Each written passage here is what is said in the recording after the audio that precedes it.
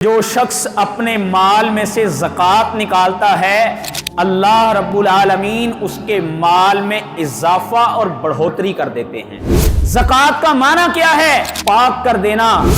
زکوٰۃ کس چیز کو پاک کرتی ہے؟ زکوٰۃ میرے اور آپ کے مال کو پاک کرتی ہے۔ اور یہ زکوٰۃ ایک ایسی چیز ہے کہ جب انسان اپنے مال میں سے زکوٰۃ نکالتا ہے تو اس کا اللہ کے ساتھ بھی تعلق مضبوط ہوتا ہے اور اللہ کی مخلوق کے ساتھ بھی اس کا تعلق مضبوط ہو جاتا ہے۔ نبی مکرم صلی اللہ علیہ وسلم فرماتے ہیں ذاق طعم الایمان، اس شخص نے ایمان کی مٹھاس کو چکھ لیا جس میں 3 چیزیں پائی جاتی ہیں۔ ان میں سے ایک چیز اللہ کے نبی صلی اللہ علیہ وسلم نے یہ فرمائی، وہ شخص جو اپنے مال کی زکوٰۃ دیتا ہے دل کی خوشی کے ساتھ۔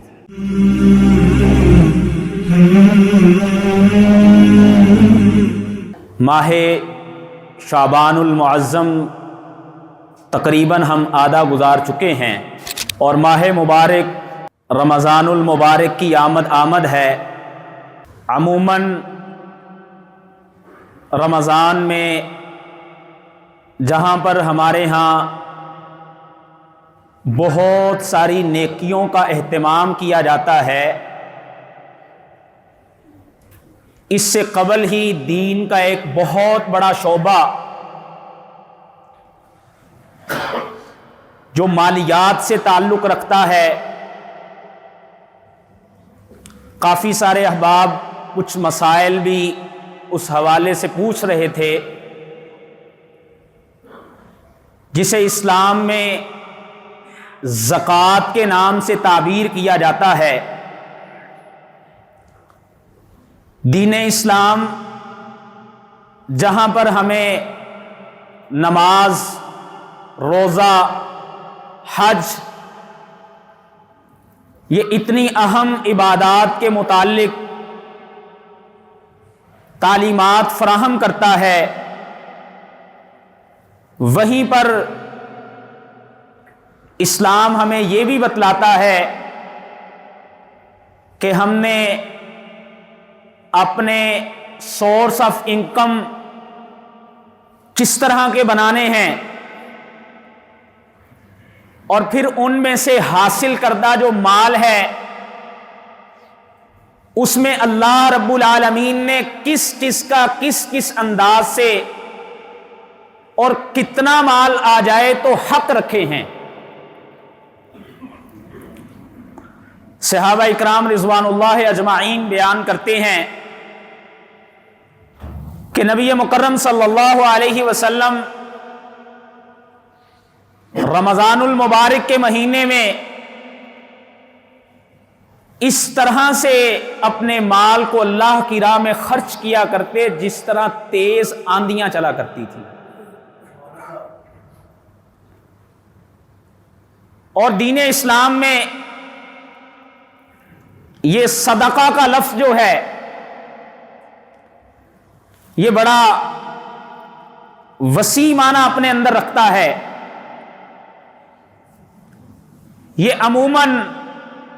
جو ہم نفلی صدقات کرتے ہیں ان کو بھی ایڈریس کرتا ہے، اور جو اسلام میں فرضی صدقات ہیں جس کے ضمن میں عموماً 2 چیزیں آتی ہیں، ایک زکوٰۃ ہے اور ایک صدقۃ الفطر ہے، یہ لفظ اس کو بھی ایڈریس کرتا ہے۔ زکوٰۃ اگر اس لفظ کو لغوی اعتبار سے ہم دیکھیں تو اس کے 2 معنی بیان کیے جاتے ہیں۔ ایک اس کا مطلب ہوتا ہے پاکیزگی، اور دوسرا اس کا مطلب ہوتا ہے اضافہ اور بڑھوتری۔ تو مطلب اس کا کیا ہوا کہ اللہ رب العالمین جب کوئی شخص اپنے مال میں سے زکوٰۃ نکالتا ہے تو اس کے مال کو اس کے لیے پاک اور حلال کر دیتے ہیں، اور دوسرے معنی کے اعتبار سے اس کا مطلب یہ بنا کہ جو شخص اپنے مال میں سے زکوٰۃ نکالتا ہے اللہ رب العالمین اس کے مال میں اضافہ اور بڑھوتری کر دیتے ہیں۔ آج کے اس 21ویں صدی کے دور میں ہم اگر نبی اکرم صلی اللہ علیہ وسلم کے دور میں جا کر کے اس ایک پورے سسٹم اور نظام کو اگر دیکھیں تو ہمیں اس کی برکات اور اس کی اہمیت کا اندازہ ہو جائے۔ اللہ کے نبی صلی اللہ علیہ وسلم کے صحابی عدی بن حاتم رضی اللہ تعالی عنہ بیان کرتے ہیں، فرماتے ہیں جاء رجلان شقا احدهما الى رسول اللہ صلی اللہ علیہ وسلم، اللہ کے نبی صلی اللہ علیہ وسلم اپنی مجلس میں تشریف فرما تھے، آپ کے پاس دو بندے آئے، آ کر کے ایک شخص نے اللہ کے نبی کی طرف شکایت کی العیلہ کہ اللہ کے نبی تنگی بڑی ہے، فقر ہے، مشکلات ہیں۔ وجاء الآخر، اور وہ جو دوسرا آیا تھا اس نے اللہ کے نبی صلی اللہ علیہ وسلم کو یہ شکایت کی کہ اللہ کے نبی قطعت السبیل، راستے غیر محفوظ ہو چکے ہوئے ہیں، ہم جب سفر کرتے ہیں اپنے آپ کو محفوظ نہیں پاتے۔ نبی مکرم صلی اللہ علیہ وسلم نے جس نے اس بات کی شکایت کی کہ اللہ کے نبی تنگ دستیاں بہت ہیں، فقر بہت ہے، آپ نے فرمایا میرے صحابی لا تقوم الساعہ، اس وقت تک قیامت قائم نہیں ہوگی جب تک میری امت کے اوپر ایک دور ایسا نہیں آ جائے گا کہ لوگ اپنا مال لے کر کے دینے کے لیے نکلیں گے، لینے والا کوئی نہیں ملے گا۔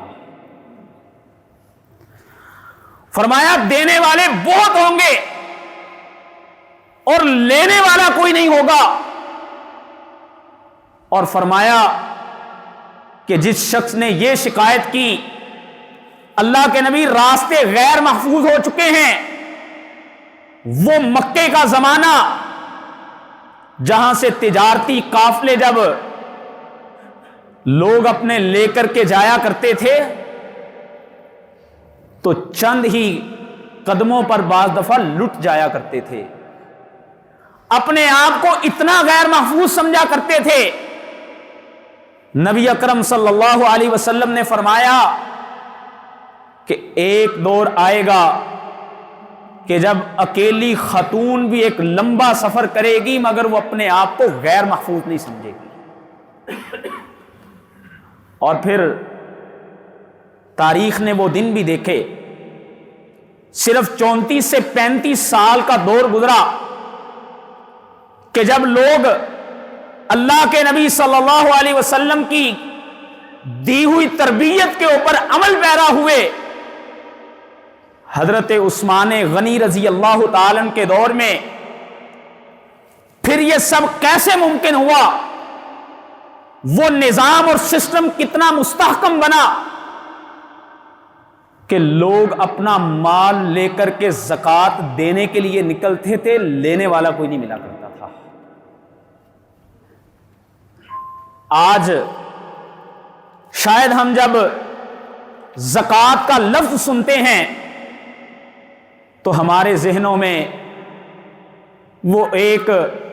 عجیب قسم کا خاص انوائرمنٹ جگہ بنانا شروع کرتا ہے کہ یہ تو ایک وہ خاص طبقہ، یہ تو معاشرے کے وہ لوگ جن کا کام ہی یہ ہے۔ نبی اکرم صلی اللہ علیہ وسلم نے فرمایا اے لوگو، اپنے ذہن میں اس بات کو بٹھاؤ کہ اللہ رب العالمین لعل اللہ ینصر بکم الضعفاء، اللہ رب العالمین بسا اوقات تمہاری مدد کمزوروں کی وجہ سے کر رہے ہوتے ہیں۔ اور یہ نظام اور سسٹم صرف ہمارے دین اسلام میں نہیں ہے، آج بھی آپ اگر گوسپل آف جونا پڑھ کے دیکھیں، یوحنا کی انجیل میں عیسیٰ علیہ الصلوۃ والسلام نے اپنی قوم کے لوگوں کو یہ مثال دے کے سمجھایا، فرمایا لوگوں اپنے مال کو زمین پر جمع نہ کرنا ورنہ تمہاری محبتیں زمین پر ہوں گی، تم اپنے مال کو آسمانوں پر لگانا، جب تم اس کو آسمانوں پہ لگاؤ گے تو تمہاری محبتیں بھی وہیں پر ٹکی ہوں گی۔ اور اللہ رب العالمین قرآن مجید فرقان حمید میں سورہ البقرہ میں فرماتے ہیں، فرمایا وَإِذْ أَخَذْنَا مِيثَاقَ بَنِي إِسْرَائِيلَ، اس وقت کو یاد کرو جب ہم نے بنی اسرائیل سے اس بات کا عہد لیا تھا۔ اللہ رب العالمین نے ان سے جو مختلف عہد لیے ان میں ایک عہد یہ تھا وَآتُوا الزَّكَاةَ، کہ تم زکوٰۃ بھی ادا کرنے والے ہوگے۔ اور اللہ رب العالمین نے قرآن مجید میں اسماعیل علیہ السلام کا ذکر کرتے ہوئے فرمایا وَكَانَ يَأْمُرُ أَهْلَهُ بِالصَّلَاةِ وَالزَّكَاةِ، ہمارے پیغمبر اسماعیل جو تھے وہ اپنے اہل کو جہاں پر نماز کی تلقین کیا کرتے تھے وہیں پر زکوٰۃ کی بھی تلقین کیا کرتے تھے۔ اور عیسیٰ علیہ السلام کے حوالے سے اللہ رب العالمین نے قرآن مجید میں یہ الفاظ بیان فرمایا وَأَوْصَانِي بِالصَّلَاةِ وَالزَّكَاةِ مَا دُمْتُ حَيًّا، اللہ رب العالمین نے مجھے اس بات کی وصیت کی ہے کہ میں جب تک زندہ رہوں میں اس وقت تک نماز کو بھی قائم کرتا رہوں اور میں اللہ کی راہ میں زکوٰۃ بھی دیتا رہوں۔ میرے بھائیوں، دین اسلام میں اس کی اہمیت کا اندازہ اگر لگانا ہو تو قرآن مجید کی سورہ التوبہ ہے، اس میں اللہ رب العالمین نے جہاں پہ کفار اور مشرکین سے مومنوں کو لڑنے کا حکم دیا ہے وہیں پر اللہ رب العالمین فرماتے ہیں فَإِن تَابُوا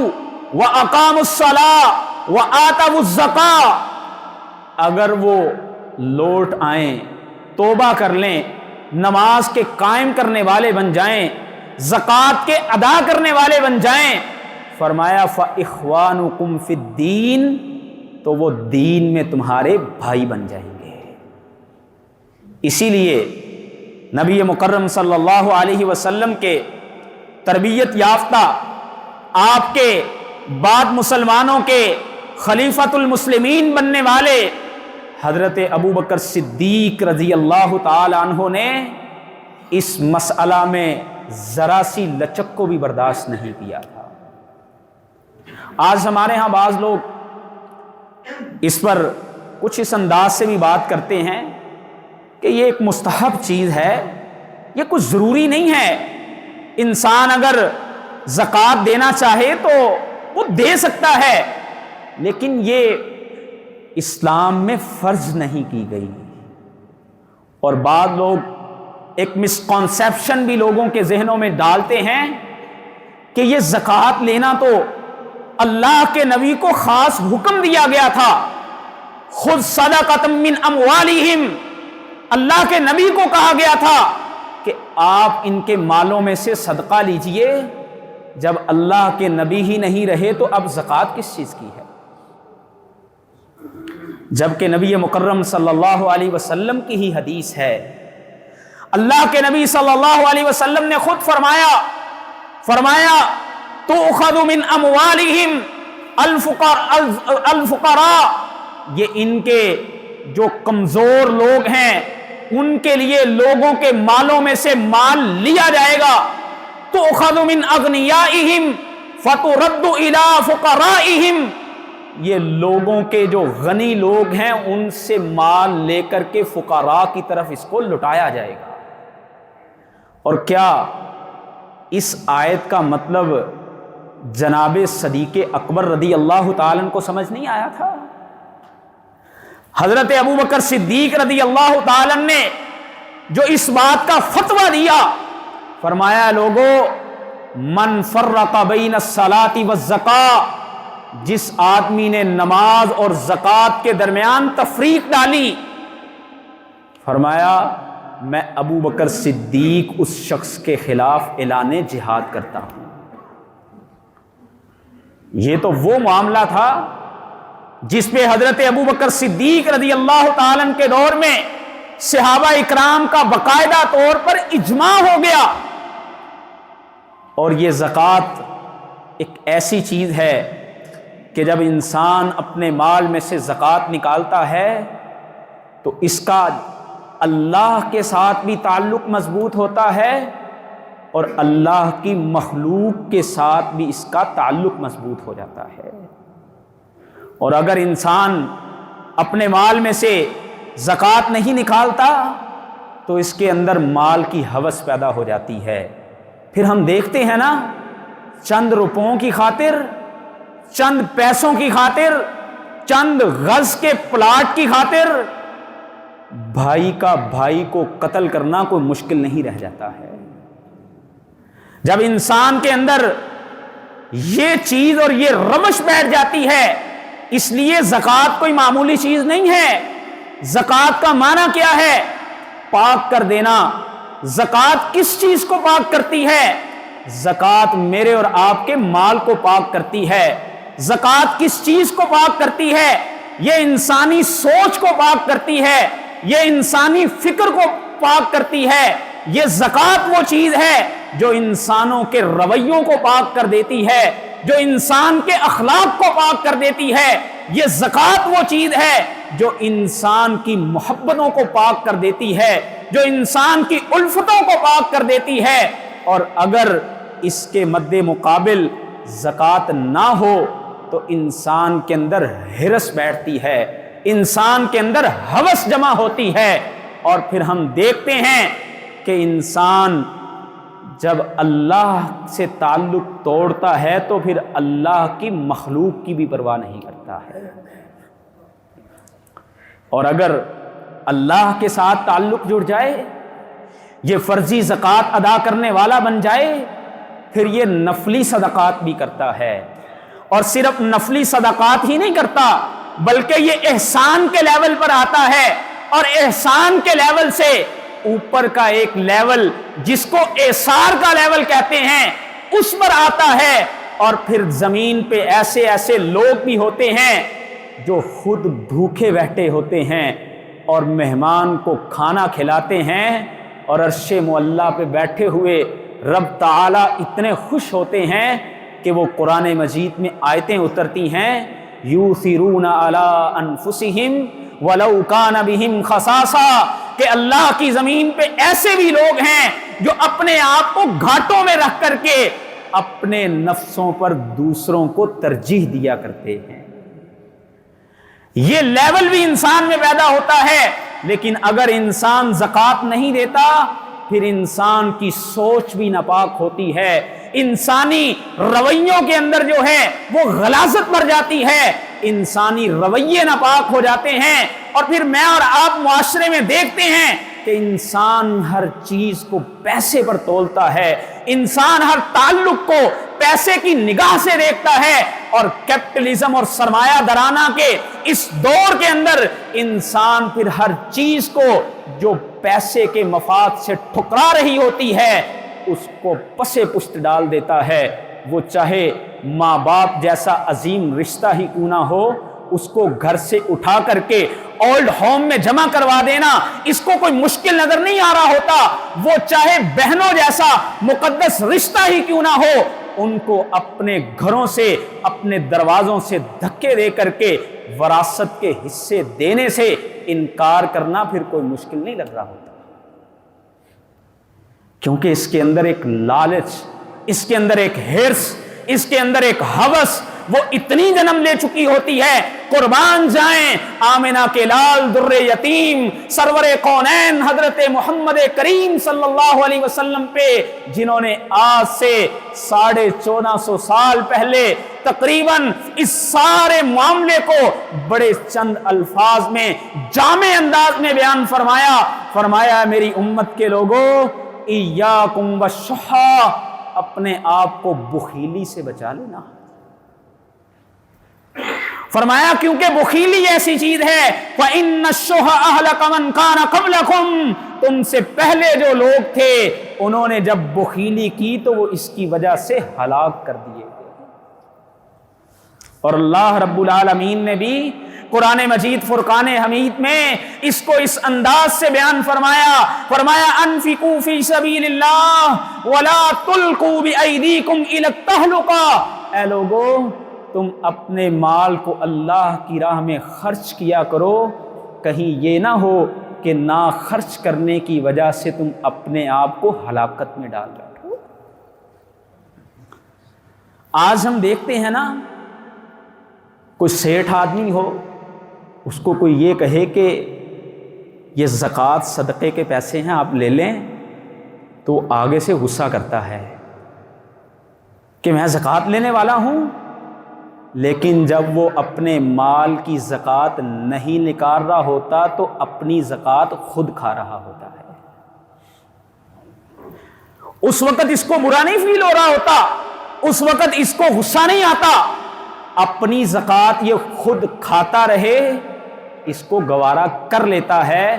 آج اس اینگل سے بھی ہمیں اس بات کو سوچنا چاہیے، اور یہیں تک بس نہیں ہے، ایک حدیث میں نبی مکرم صلی اللہ علیہ وسلم نے فرمایا وہ انسان جو ایمان کی لذت اور مٹھاس کو چکھنا چاہتا ہے۔ ہر چیز کا ایک ٹیسٹ ہوتا ہے نا، ہم کوئی میٹھی چیز کھائیں تو اس کی لذت ہماری زبان فیل کرتی ہے،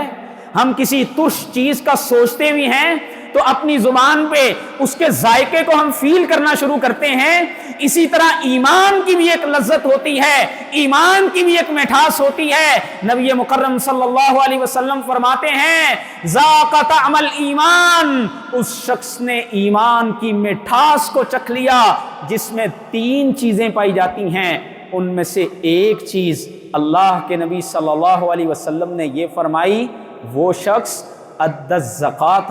وہبۃ نفسہ، جو اپنے مال کی زکوٰۃ دیتا ہے دل کی خوشی کے ساتھ، کسی مجبوری کی وجہ سے نہیں۔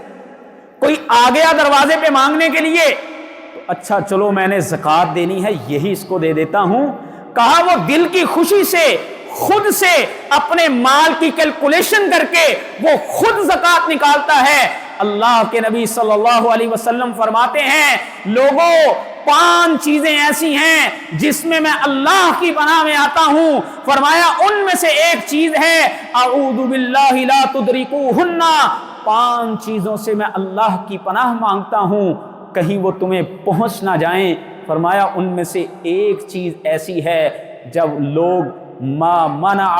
قوم زکاۃ اموالہم، جب کسی قوم کے لوگ اپنے مالوں کی زکاتوں کو روک لیں گے تو فرمایا پھر ان کے ساتھ کیا ہوگا، اگر اللہ کی زمین پر بہائم یہ پرند چرند نہ ہوں تو اللہ آسمانوں سے بارش کے قطروں کو روک دیں۔ تو آئیے میرے بھائیوں، زکوٰۃ دینے سے انسان کو کیا کیا برکات ملتی ہیں اور زکوٰۃ کے کیا مسائل ہیں، زکوٰۃ کے مصارف کیا ہیں، زکوٰۃ کے جو اہم مسائل ہیں وہ انشاءاللہ میں آئندہ خطبہ میں بیان کروں گا۔ اللہ ہمیں سن سنا کے عمل کی توفیق عطا فرمائے۔ وآخر دعوانا ان الحمد للہ رب العالمین۔